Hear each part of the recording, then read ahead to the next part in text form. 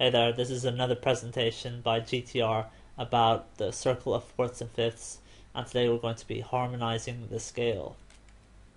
So, if you've been playing guitar for any length of time, you might have come across Roman numerals such as the 1, the 4, and the 5. And these are used to describe the underlying chord progressions. So, for example, if your friend says, hey, let's have a jam in the key of C major, and let's use the 1-4-5 progression, you know you have to play a C major chord, then an F major chord, and then a G major chord. And describing it in that way is useful because then he might say, okay, let's switch it up. Let's play in the key of G major now, and he doesn't have to say, oh, let's play G C D. No, he just says same progression, a 1-4-5, but in the key of G. And then you know, oh, I have to play a G major chord, then a C major chord, then a D major chord. Now the thing is, how do you know which chords go in each key? Because you also have some minor chords and a diminished chord. So we can find out which chords go in each key by harmonizing the scale. So we're going to be harmonizing the C major scale, because the example we'll use is the key of C major. And this will fall under diatonic harmony, because diatonic means that we're going to be only using notes from within one scale, so C major, and harmony because we're talking about playing, notes from that scale together, several notes together. Right. So harmonizing the C major scale. Now, just quickly before we get started, if you've watched any of my previous presentations or followed my lessons, you might know that for beginners I recommend you don't worry too much about the official interval names. Things like minor second, major second, perfect fifth, things like that. And the reason is because as a beginner it can be confusing to use those terms because it's hard to relate that to what you see on the guitar. So I recommend that when we talk about intervals, we just talk about them in terms of fret distances. So an interval is just a musical distance from one note to the next, and that's something you can easily count on your guitar by counting fret distances. So for example, here's the C major scale: C, D, E, F, G, A, B, and then C. So if you play a C on your guitar and then you move along the string to play a D, you can just count frets because the C will be your 0 point. That's where you're starting to count from. The C sharp is 1 fret along and the D is 2 frets along. So from C to D is 2 frets. It's just as easy as that. Now, in the previous slide I showed you that there are major chords and minor chords.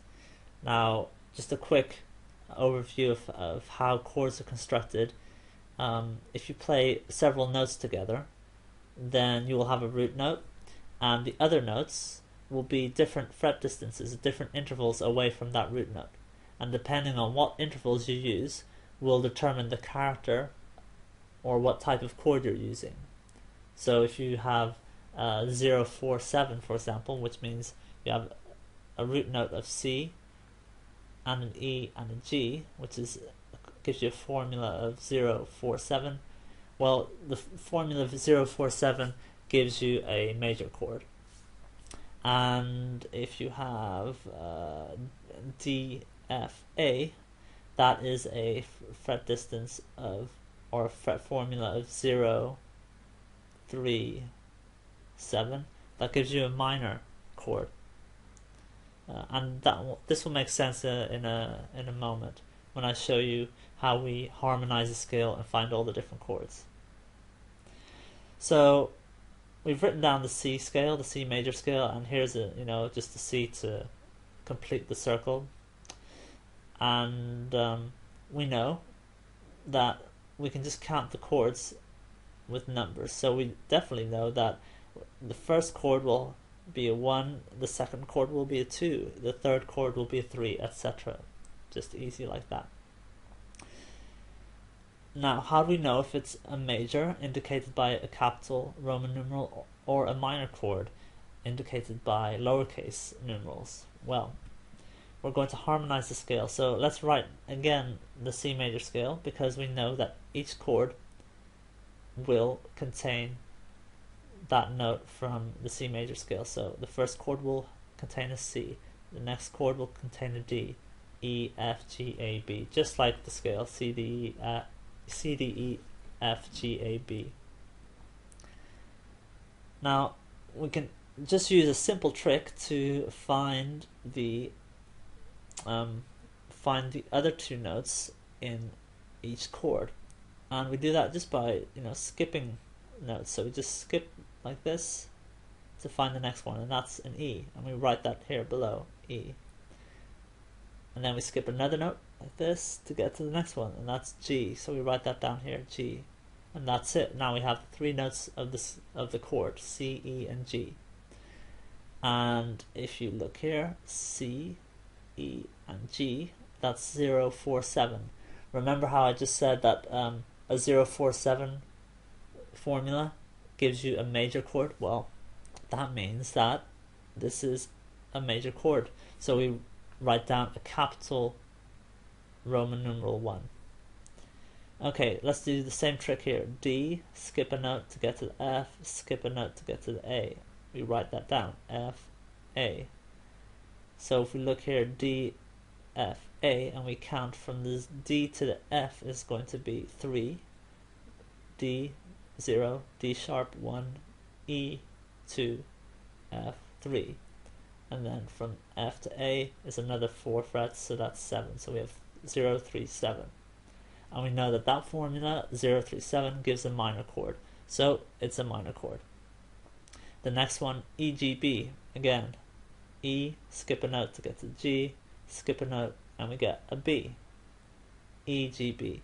And we use that same technique. We look up here. E to G is 3 frets. And from G to B is another 4. So that's 0, 3, 7.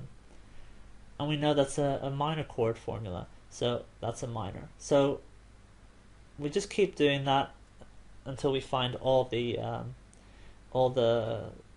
chords, whether they're major or minor. And this last one, this diminished chord, which you can see because it has a degree symbol here, the chord formula is 0, 3, 6. And so when you find the B, the D, and the F, from B to D, just loop round, B to D is 3 frets, and from D to F is another 3 frets, so that's 0, 3, 6.